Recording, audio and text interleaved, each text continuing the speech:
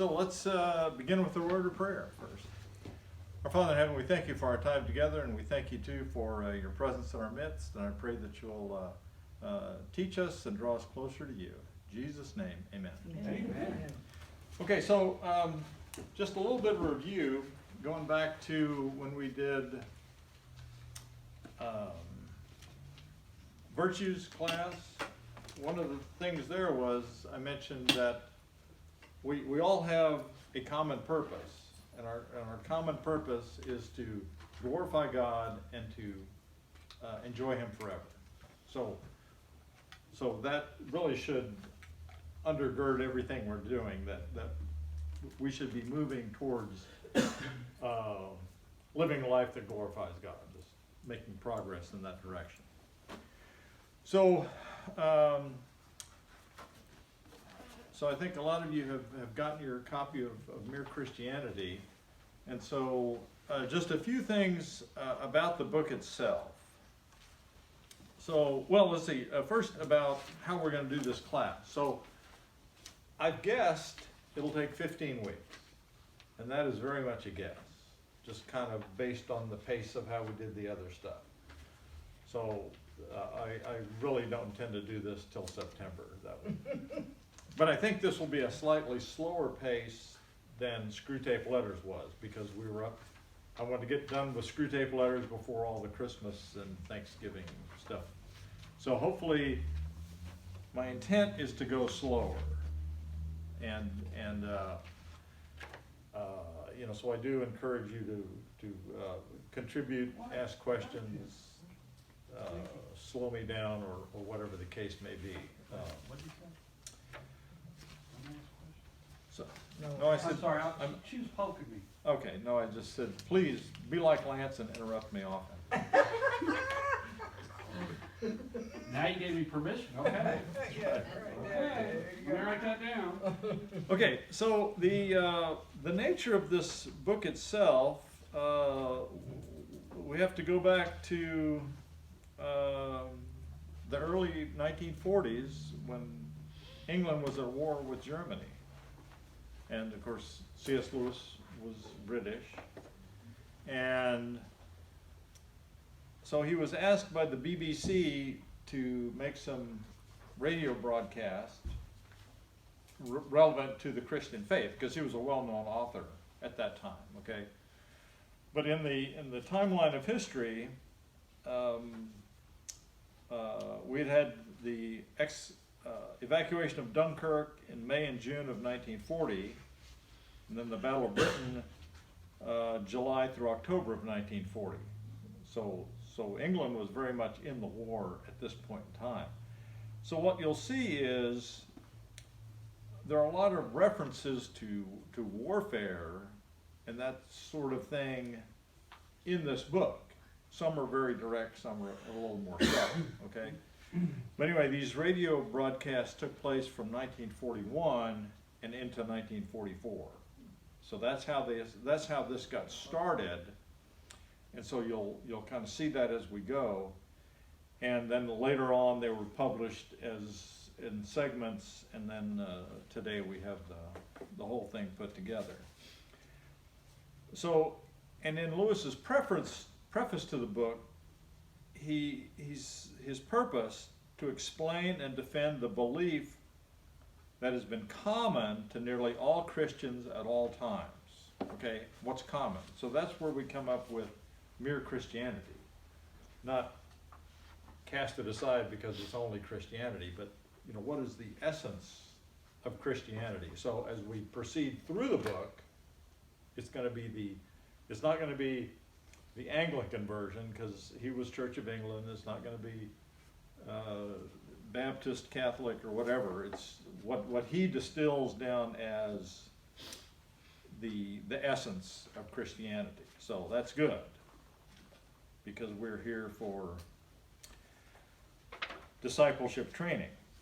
So, and just a little bit more about the book itself. So the BBC approached Lewis, sent him a letter, hey, you want to do some talks? And so Lewis's response, part of the letter was, It seems to me that the New Testament, by preaching repentance and forgiveness, assumes an audience who already believes in the law of nature. Okay, and tonight we're going to talk about the law of nature. And know that they have disobeyed it. In modern England, we cannot at present assume this, that is, people understand the law of nature. Okay, so that's going to be the start of our book, is talking about the law of nature. And if you look at the title of book 1, Right and Wrong as a Clue to the Meaning of the Universe. So we're starting out with the meaning of the universe right off the bat. And he's going to make a connection between right and wrong. Now, the first thing I'm going to read is not from Mere Christianity, but from this book. Anybody recognize who that Indian is? That's Quanah Parker. You may have heard of Quanah Parker. Town of Quanah, out of the side of Wichita Falls. So Quanah Parker was Cynthia Ann Parker, a girl who was abducted as a child in 1836, essentially became an Indian, and had a couple of children, one of which was Quanah. And it all started down at, if you go down to Limestone County, near Mahia, Groesbeck, that's where the state park is, Fort Parker State Park, et cetera, et cetera. So, about halfway through the book, we're introduced to Quanah Parker, and then he gives us a little historical, this is a great book, by the way, really good. So he gives us a little background on young Quanah. So Quanah was by nature aggressive, forthright, and fearless, and these qualities were on display at a young age. When he was only 7 years old, Quanah had been given a small piece of meat one night at dinner.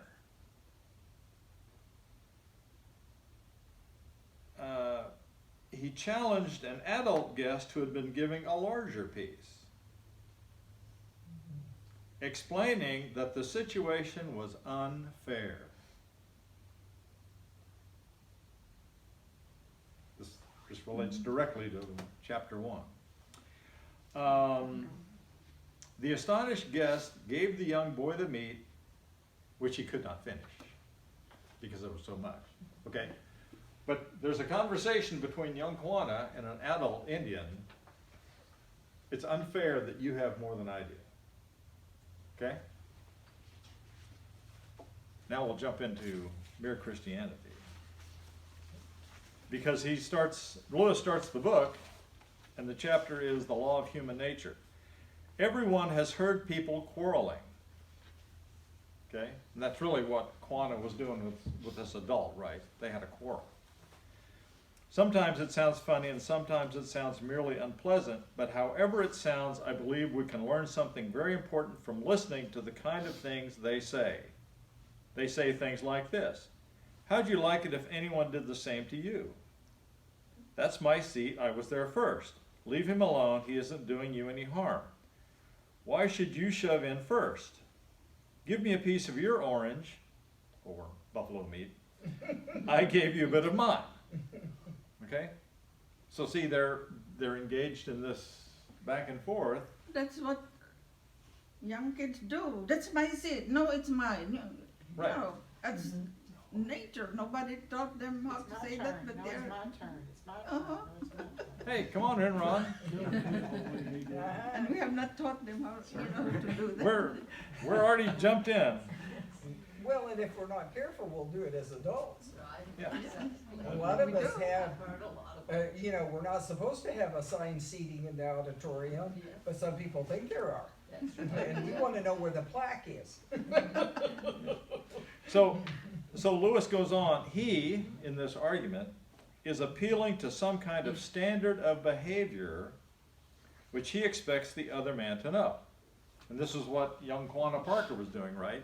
He appealed to this adult, and it's unfair that you have so much more than I do. You have a bigger piece than I'm me. referring to a conversation Quanah Parker had as a young boy.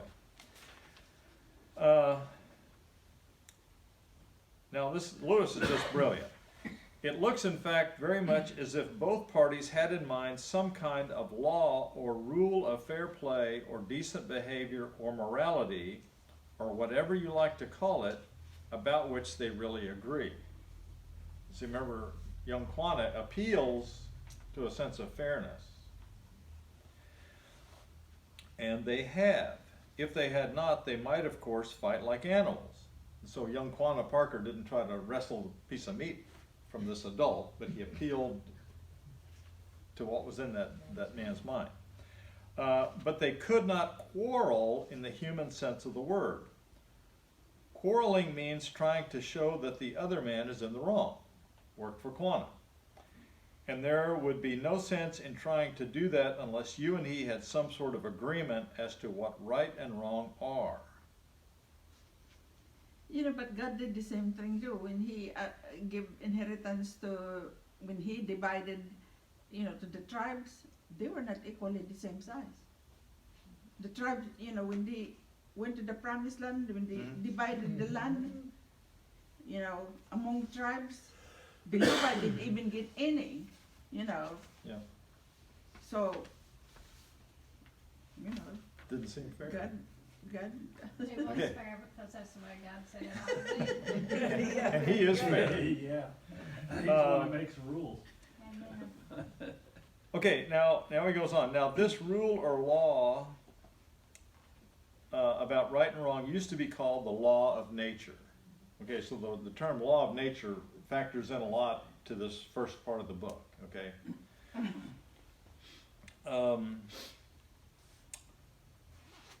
And now here's an interesting point.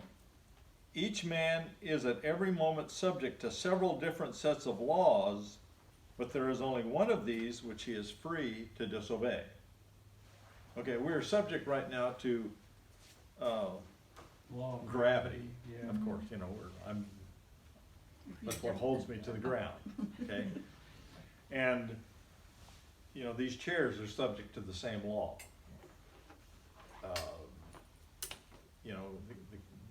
The cattle out in the field, subject to the same law, okay? Biological laws. I'm gonna get hungry pretty quick because my stomach will tell me it's time to eat. But Lewis's point is, though, that this law of nature, this law that's, and he'll go on to say that this is built into us and that we all know it, we are free to disobey that law. Suffer the consequence. Suffer the consequence if you don't obey it. Yeah. Right, but see, we can choose whether to obey the law, this natural law of right and wrong. Amen. You just hit me with a Mack truck. It's like, well, where'd we get that? Now, I know, okay, all the upbringing, Boy Scouts, Christianity, all the stuff, but even animals have it. No. One dog treats another dog and how they do. Humans the same way. Yeah. We go so far, but then where did we get that? That's really, Nature. that's where we're going with this. Okay. That is, how is it that it's there? Yeah. This is where we're going. Oh, And, all and right. there, in chapter 2, which I hope we'll get to tonight, he addresses some of these objections. Okay. I'm always happy when you interrupt, Lance. Yeah, I see that. Okay. He cannot disobey those laws which he shares with other things. Gravity, like inanimate objects, we're subject to that same law. Animals get hungry, we get hungry. Okay, so there's all sorts of biological laws and things like that we're subject to, but the law which is peculiar to his human nature, the law he does not share with animals or vegetables or inorganic things, is the one he cannot disobey if he chooses. Okay? That all makes sense, right? This law was called the law of nature because people thought that everyone knew it by nature and did not need to be taught it. Okay? And this is why I stumbled upon Quanah Parker. See, no one taught those Comanches this law of nature, but they knew it. So this is a major point here that Lewis brings to our attention, that it's, and again, we're gonna get into it a little bit more later. It's not just the things we've been taught, it's Inherent. we're just born with it. It's We're without inherent. excuse. Instinct, What's that? instinct. Or Well, inherent. and we're gonna talk about that term directly. Okay, so, now, here in the US, we're familiar with the law of nature, right? Think back to the first couple of sentences in the Declaration of Independence. Okay, there's reference to the law of nature and of nature's God, right? And then the second sentence, we hold these truths to be self-evident. So the whole idea of self-evident truth is really not a foreign concept, especially to us in the US. You know, this is not really new. You know, a self-evident truth is a valid truth, and that's where Lewis launches our study here. What was the sense in saying the enemy was in the wrong? Okay, remember, the UK is in the midst of World War II. What was the sense in saying that the enemy were in the wrong unless right is a real thing, which the Nazis at bottom knew as well as we did and ought to have practiced? Okay, so if we try to, you know, put ourselves, you know, in a nation that's embroiled in war, and just last year the city was being bombed, and, you know, we've been through all this havoc, and you know, we're completely immersed, and but so okay, you know, what's up with these Germans, these Nazis? What's you know, what are they thinking? Because we know that they know that what they're, you know, this whole enterprise they have of invading countries and genocide, etc., is wrong. And they were held to that at the Nuremberg trials. That's Yeah, right. right. I was just following orders. Yeah. Yeah. So see how this all fits together? And I like one thing that he, in that sentence, unless right is a real thing, and he capitalizes right. But I was thinking about this definition of a noun, person, place, or thing, and he said right is a real thing. So like right, grammatically, we use that as a noun. It's a real thing, right? You didn't come for the grammar lesson, but I know that some people say the idea of a law of nature or decent behavior known to all men is unsound because different civilizations in different ages have had quite different moralities. But this is not true. There have been differences between their moralities, but these have never amounted to anything like a total difference. Okay, and that's, again, think about the Comanches. They recognize the law of nature. And they have always agreed that they ought not to put themselves first. And again, he's talking about all moralities around the globe. Okay, and this is a key element that, you know, in any morality, you know, people are expected to not put themselves first. Selfishness has never been admired. So I didn't read you what happened to Quanah. So he gets the bigger piece of meat, he's happy, but then there's so much he can't eat it all. So Mother, Cynthia Ann Parker, jammed it down his throat. Okay, because she recognized how unseemly it was for him to be so selfish. You know, so he stood on solid ground, hey, that's not fair. But undermining it was the fact that he was being selfish. So he should have, the better thing for him to do was to have not been selfish and just let the guy have his supper. But he, so he started out with some correct things, but then did himself in with his selfishness. And so I think I hope this illustrates that morality is very common throughout the world. And trust me, the Comanches, their idea of morality was way different than ours. But there are still a lot of things in common, okay? I go on to my next point. None of us are really keeping the law of nature, okay? And so this is, and that's sort of a, this law of nature, this is the law of decent behavior, that's rather broad, but I think a little bit of introspection, I have family members that remind me that I don't follow the law of decent behavior often. And what he means is, we have failed to practice ourselves the kind of behavior we expect from other people.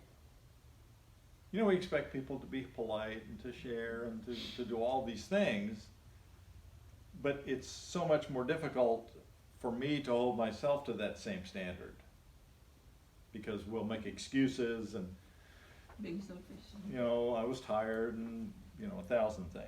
That's selfish. Okay, the point is that they are,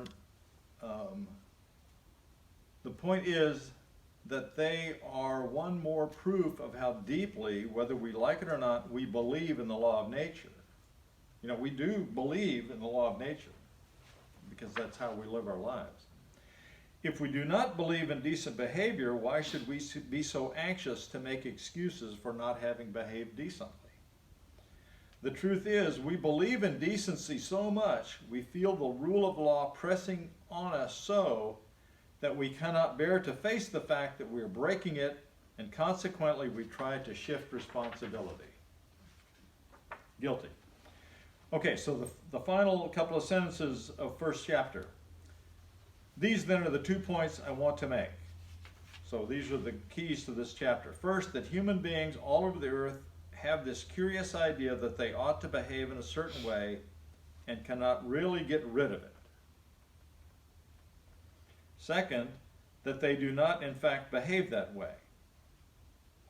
They know the law of nature, they break it. These 2 facts are the foundations of all clear thinking about ourselves and the universe that we live in. Okay? That's just a ton of content he squeezed into 5 pages. Okay? Now we're going to move on to objections. I just had a question, Go no ahead. objection, Your Honor. But I think for me, personally, that's where my heated disdain comes from, or how dare, but that just what you just brought up, maybe they weren't raised with that. We don't know where that came from, so we can't blame somebody or something, some school or whatever that taught them the wrong thing. But you run across people that somehow they just missed that whole class on what we're talking about, and that's the one thing that just fires me. It's like, Right. well, I'm with you, because, but I don't know where it came from. well, but I think C.S. Lewis's point is that we all have built into us We do. this sense of fairness. Well, what we think is fair is different than what maybe she thinks is fair. I don't know. So, Decent behavior is decent behavior. well, Well, stick with me. Stick with me. Oh, okay. Yeah. All right. So shall I- Because we're going to talk about instinct. Yeah, I see it. You were reading ahead, weren't you? Well, yeah, I've read ahead. So in the second chapter, he responds. Again, I mean, this was probably in part of a broadcast, but he's gotten some letters, and so he responds to these letters and these objections. For example, some people wrote to me saying, "Isn't what you call the moral law simply our herd instinct? We all know what it feels like to be prompted by instinct. by mother love or sexual instinct or the instinct for food. Okay, I mean, we are subject to these instincts. You know, I just got out of bed and I really want my coffee. I have that strong instinct. But feeling a desire to help is quite different from feeling that you ought to help whether you want to or not. So if you see somebody, you know, in distress, boy, they need help. But, you know, it might be dangerous, expensive, time-consuming for me to be the one that helps them. So we have these two instincts. You know, that person needs help and I'm able to, but maybe I shouldn't. Supposing you hear a cry for help from a man in danger, you will probably feel two desires. One, a desire to give help due to your herd instinct. The other, a desire to keep out of danger due to your instinct for self-preservation. Okay, and you probably experience instincts that are in conflict. But you will find inside you an addition to these two impulses. A third thing which tells you that you ought to follow the impulse to help and suppress the impulse to run away. In fireman world, firefighter world, this is fairly routine, right? Pretty much. How, you know, I need to go do something, but is it, you know, how do I do it but not hurt myself and hurt others? And you have to, people have to learn to temper their impulses, right? Yeah, we call it calculated risk management. Yeah. So they turn it It into actually has a name. Yeah, but you, I mean, you agree with what we're talking about here, No, right? absolutely. Yeah. Because every time you go into an unknown place that you have no idea what it's like in there, what is your percentage of success, and you just have to keep pushing until you get the job done or until the strategy says you gotta get out. Right. But you're dealing with two different instincts there, right? Right. Carol? I think I've been in both those situations where someone's needed help and I felt like I should do it, but my husband said, that won't be the right thing to do, give me his viewpoint, and I haven't done it, and later on you regret it. Yeah. And follow your instincts is usually the best way to do, not always, but normally I would Right, think. and we're gonna fine tune this just a little bit. Can that be interchanged with the conscience? I think it's very similar, Possibly. yeah. Be- Yeah. I mean, Well, I don't know if it's really a right or a wrong. And, well, hang on to that thought. Yeah. Let me proceed, and maybe we'll answer this. Now, the thing that judges between two instincts, that decides which should be encouraged, cannot itself be either of them. Now, C.S. Lewis, he was a very logical thinker. So when you're confronted with this circumstance, I could render help here, but is it really safe? Okay, but then in your mind you say, well, it's worth the risk that I provide this help. Okay, but see, so okay, here are our instincts, but then when you decide, okay, well, should I take the risk and do this, you're looking a little further up, right? This is not, if these various instincts are kind of on equal footing, well, I really should do this. So you're appealing to a higher source, right? Stick with me. So when you think it through at this higher level, that's separate from these instincts that might be sort of co-equal. The moral law tells us the tune we have to play, our instincts are merely the keys. Okay, so what he tries to get to here is that many of these impulses, we can't just judge them in isolation. This instinct to help is not necessarily good or bad. The instinct for self-preservation in and of itself is not good or bad. you know, they all have validity to them, but when do we, how far do we go, when do we stay, when do we go, how much aid do I render, etc. It's the moral law that we need to listen to. And he makes a comparison with the piano, that, you know, the piano's playing this melody, and if our instincts are all these different keys on the piano, there are no right keys or wrong keys, correct? It's a matter of time and place and how they mesh with other things that are taking place. So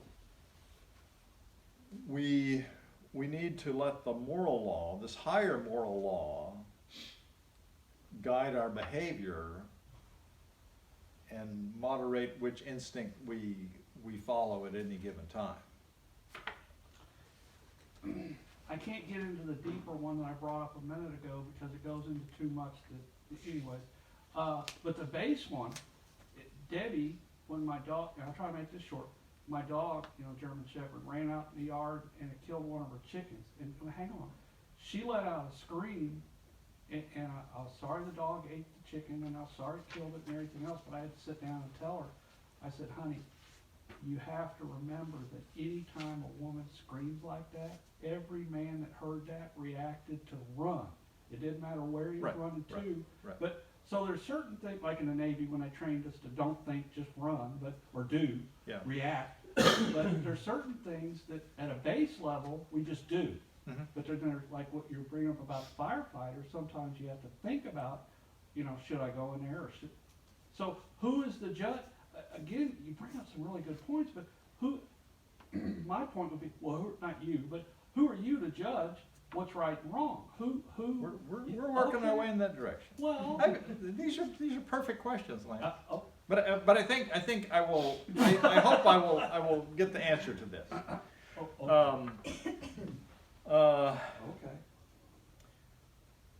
Clearly, we are not acting from instinct when we set about making one instinct stronger than it is. Okay? Back up. Do we call it common sense? You have to use your common sense with Well, someone? common sense factors in, but this is a little bit different than common sense. That would be, you know, acting prudently. Let me read this paragraph coming up, and maybe this will clarify. There is none of our impulses which the moral law may not sometimes tell us to suppress, and none which it may not sometimes tell us to encourage. It is a mistake to think that some of our impulses, say mother love or patriotism, are good, and others, like sex or the fighting instinct, are bad. All we mean is that the occasions on which the fighting instinct or the sexual desire needs to be restrained are rather more frequent than those for restraining mother love or patriotism. But there are situations in which it is the duty of a married man to encourage his sexual impulse and of a soldier to encourage the fighting instinct. There are also occasions on which a mother's love for her own children or a man's love for his own country may have to be suppressed, or they may lead to unfairness towards other people's children or country. Okay? So, for example, I thought about when our son was like maybe third grade or something, and there was some trouble at school, so Laura and I had to go see the principal, Mr. January. And so there were some other parents there, and apparently our son and their son had, you know, had a little tussle at school, and they thought he was injured, and I tried not to roll my eyes too much, you know, because how much damage can a couple of third graders do to each other? But we both sort of, you know, rather than just tell those folks and the principal exactly what we thought, we just sort of restrained ourselves. Yes, we'll, because we really didn't want to encourage our son to get in fights at school. So yes, we did want to suppress that aspect of his nature. And so essentially, we had to suppress our parental love and defense of our child. Okay, kind of take our medicine, you know, instead of doing what we really wanted to do at that moment, okay? So see, there was, you know, simply, you know, motherly love at that moment in time was not exactly, that was the thing that we needed to suppress a little bit for the sake of justice and for, you know, raising our son better. But see, you just brought up another good point. If whatever it was that happened, if it would have happened in front of your wife, that would have been the mother cub instinct, and she would have been right in the middle of it. So now, with cool heads, you had time to think about what Yeah, you wanted to do. But back to the point you made about reaction to, I know you're, well, I'm just guessing your wife would have reacted to that mother cub instinct Yeah. to take care of the situation herself if she would have been there when it started, whatever it was. Yeah. Well, I think in different ways, what we had to suppress was parental hysteria on the other deal. And so her intent was not to come to some argument with an overprotective parent. Okay, you know, my son had absolutely nothing to do with this fight. And I thought, well, he was in the fight and apparently doing pretty good. You know, so, But my you know, point was now, yeah, after it see, happened, and, you have time to sit back. well, no, I mean, when we were called to the office, I was so glad the principal was there, you know, because then we had unfounded accusations of how bad of parents we were. Oh, See, whoa, you see, and so that's the instinct to, wow. you know, I thought, okay, well, if it's about protecting my son, you know, but see, when from a Christian point of view, it was, okay, just be mute, be silent, and pray. And you see, and you look, and you see, we were not of a mind to return in kind. And it didn't matter about mother love, about nothing else. It wasn't our integrity at stake. I was not gonna take personal that they thought I was a bad parent. You see, you say, no, I reject that opinion. I reject that statement. Suppress it. You know, and so you have to temper your personality. And what he's got, you know, the essentials of Christianity, self-control. You see, C.S. Lewis is talking, what is the essentials in Christianity? How do you behave when you're in a tight spot? Which instinct do you choose? And that's all about who you are. That's all about who you choose. Now, in the Christianity world, that's the Holy Spirit. That's being in communion with your Creator at all times. You know, how do you behave on the war front? He even brings that out. You know, are you a hero, not a hero? Blah, blah, blah, blah, blah. No, but that's the point that Don was trying to make as far as what do you do, you know, in the face of unreasonableness. Yeah. And you keep your mouth shut, is what you do.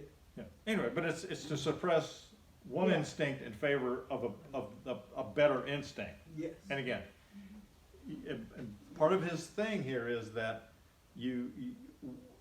these instincts have a place, Right. but we look higher to judge which instinct we should encourage and which one we should suppress in a given set of circumstances. Now, I like what he says right after that, is, Yeah. he goes back to the piano. Yes. yes, And Yes. the harmony that it's making Right. or not making. right. Yeah. Think once again of a piano. It has not got two kinds of keys, one that are right and one that are wrong. Every single note is right at one time and wrong at another. And that's, I think if we think through that analogy with respect to our instincts, that can be helpful. Okay, we're pretty close to the end here, and I do want to get out on time. The most dangerous thing you can do is to take any one impulse of your own nature and set it up as the thing you ought to follow at all costs. Okay, and that's sort of like suppressing our parental care of our son in that circumstance. There is not one of them which will not make us into devils if we set it up as an absolute guide. Okay, so we're not saying instincts are bad, but we're saying that, you know, I have to monitor these instincts, and then given a set of circumstances, well, I need to moderate that instinct and encourage another. You might think love of humanity in general was safe, but it is not. And he gives a good example here. If you leave out justice, you will find yourself breaking agreements and faking evidence in trials for the sake of humanity, and become in the end a cruel and treacherous man. So if you try to function, you know, I'm just going to live my life with the love of humanity. Again, that's a very broad term. But let's say you're on a jury. Well, you know, this overwhelming evidence against this guy. Yeah, but he's my fellow man, and I don't want to put him in prison. Well, you know, he may be, you know, a serious criminal, and your love of humanity stands in the way of justice and might put this guy back out on the streets. So see, it's, you know, our love of humanity and our compassion must be balanced with justice. Because if we ignore this instinct and only embrace this one, that's going to get us in trouble. Because instincts are not good or bad. It's the appropriate amount at the appropriate time. Okay? Okay, well, I achieved my goal of getting through that. Okay, so Lance. Yes. Are we pretty good here? No, you and I are always good.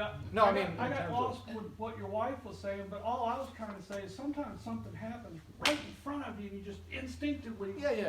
Well, Yeah. okay, that's all I meant. Right. And again, this, you know, he took the time to write this book, and it took a long time, and he gave radio addresses, and we're going to take our time in studying it. So it's, we're trying to avoid that moment, you know, we're just going to get it into our heads so we make the right choice at the right time. Okay. Was Well, that- my other point was that now when you're at the principal's office, you had time to collect yourself, think I'm a Christian, and how am I gonna go forward with this situation? But in the moment when it instantly happened, But that wasn't we weren't confronted with watching the fight on the school ground. Yeah. Right.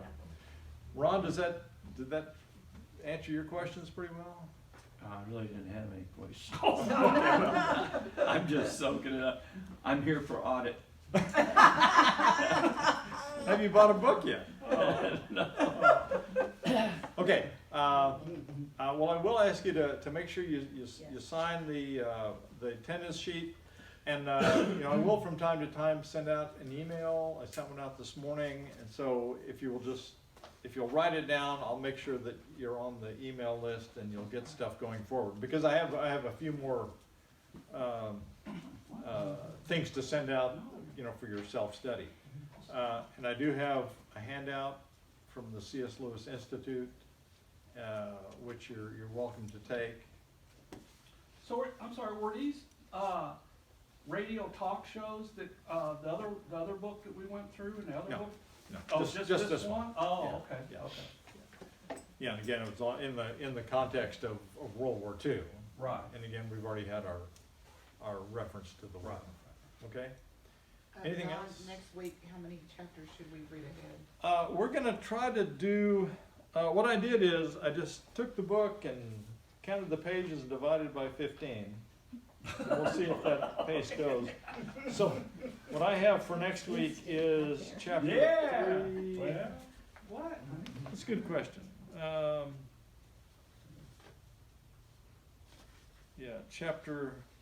The rest of book 1. Okay. Yeah, so we're essentially doing book 1 in 2 sessions.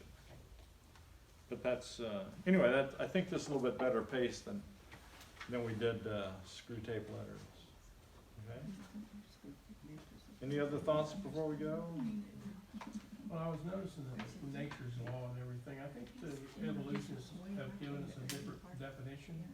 When we think of, survival of the fittest as opposed to our,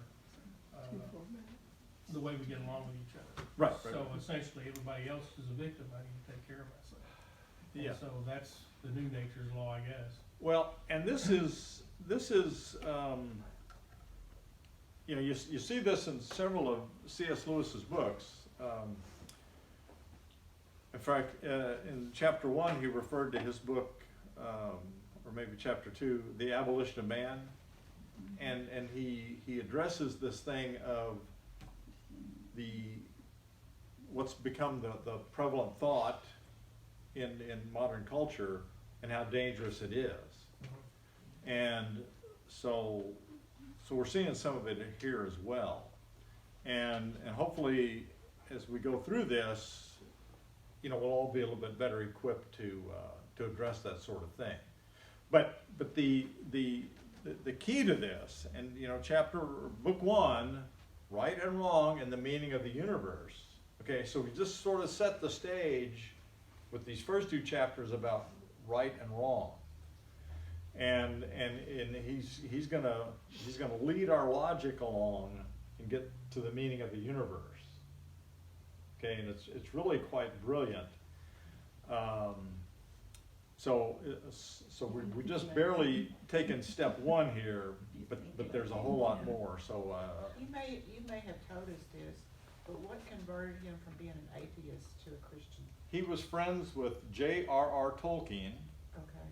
Lord of the Rings guy, and there was a guy, Dyson, and somebody else, and they were pals. They were all college professor types, and J.R.R. Tolkien was key in evangelizing C.S. Lewis. The movie that just came out was about a short biography with The movie y'all got to see? Yeah. Untitled. And I think it's available for download still, On YouTube. like if you wanted to watch it. What's it called, C.S. Lewis? Like the C.S. Lewis movie Okay. or something like that. It's very obvious. So if you're to Google the C.S. Lewis movie, it's gonna pop up. Okay. And it was just released last year, so it's. Is it hard to understand like that last book we just did? No, this is just, yeah. Because the English and the line of thinking Yeah. is different. No, I mean, you just get his life story and it's narrated and it's really done well. It's a nice Yeah. story. Is it something about the unexpected convert or And the something convert? cause you watched the movie, right? Yeah. The most reluctant The convert, reluctant most reluctant convert, Yeah. The Yeah. most reluctant. because he was reluctant. And so he got dragged kicking and screaming. By J.R.R. Tolkien. Yeah. Yeah. No, as a kid, I read his books, but that was in the 60s. Oh, yeah. Okay, I'm gonna shut up.